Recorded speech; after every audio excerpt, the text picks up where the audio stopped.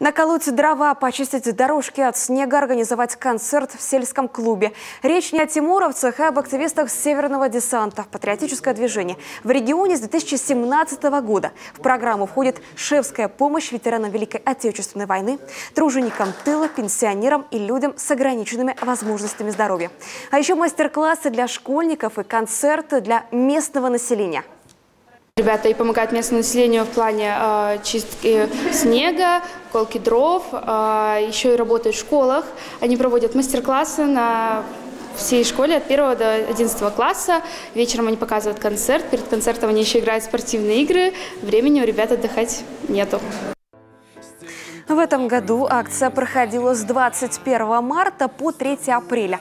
Помочь местным жителям Буктыла, Печоры, Ухты, Каркеровского и Сысольского районов отправились 5 отрядов. К слову, не только студенты, но и работающая молодежь, которая каждый год берет к акции отпуск.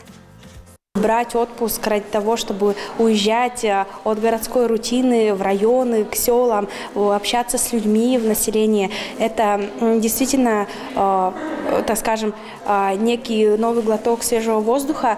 И тяжело или нет, но когда мы к этому готовимся, мы идем с настроем, то, что мы оттуда возьмем по максимуму. Поэтому это возможность перезагрузиться, но при этом мы работаем.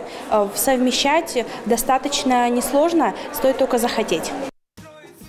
В этом году бойцы десанта оказали шефскую помощь 50 пенсионерам, очистили от снега 18 социально значимых объектов, а для более 650 школьников организовали мастер-классы и спортивные состязания. Впервые в этом году к акции присоединились бойцы медицинских отрядов. Студенты помогали пенсионерам в измерении давления и прослушивании дыхания.